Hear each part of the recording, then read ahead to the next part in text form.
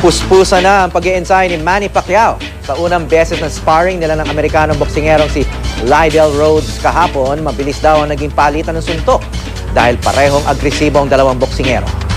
Kanina naman nag-jogging si Pacman at naglaro pa ng volleyball. May news to go si Mav Gonzalez. Mav. Howie, nag-jogging nga kanina si People's Champ Manny Pacquiao sa Acharon Sports Complex dito sa General Santos City. Mataas na ang araw nang tumakbo si Manny ng alas 7.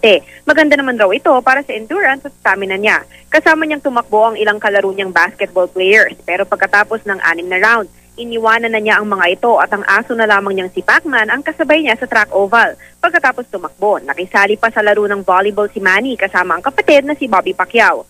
Kahapon naman, Howie, sumabak si Pacman sa 4 rounds ng sparring. Unang beses niyang mag-spar sa training camp na ito para sa rematch nila ni Timothy Bradley sa Abril.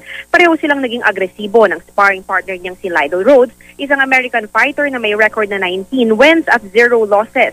Mabilis ang palitan nila ng mga suntok. Bukod naman dito, may mitts, speedball at iba pang exercises si Pacman. Ayon kay Coach Freddie Roach, better than expected ang kondisyon ni Manny, pero kailangan pa raw improve ang speed. May dalawa pa raw nakabang na sparring partners kay Manny sa Los Angeles, Amerika. Marami silang hinanda dahil kadalasan, hindi raw tumatagal ng 12 rounds ng sparring partners ng pambansang kamao. Howie?